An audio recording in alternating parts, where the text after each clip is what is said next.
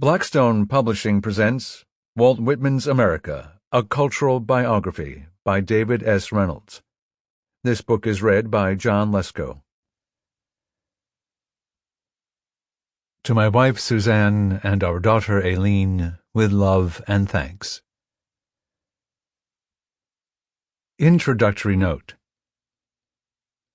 It has proven easier for critics to theorize about literary history than to write it.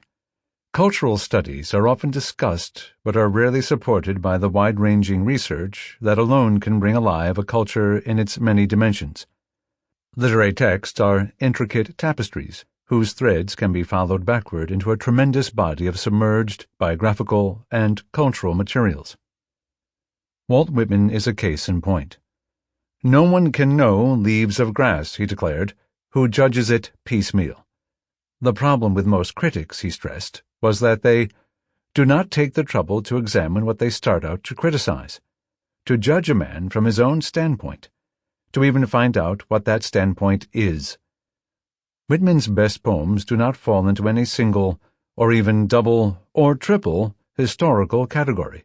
The current book tries to overcome piecemeal approaches to literary history by reconstructing the life and times of America's most representative poet.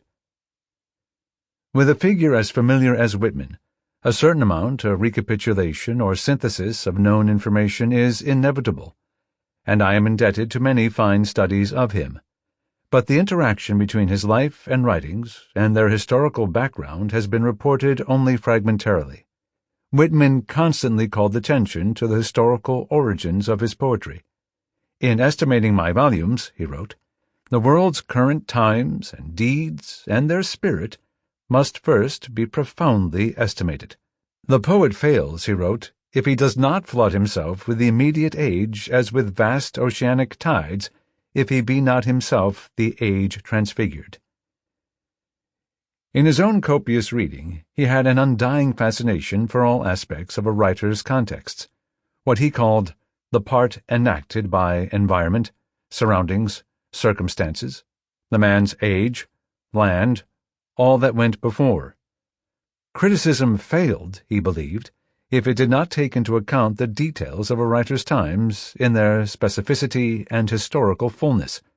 It also failed if it did not make note of the special resonance and artistry of certain texts.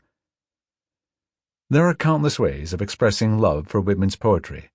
Mine is to recreate his life and art in the historical context of his culture, the way he experienced it as a vital. Sample complete. Ready to continue?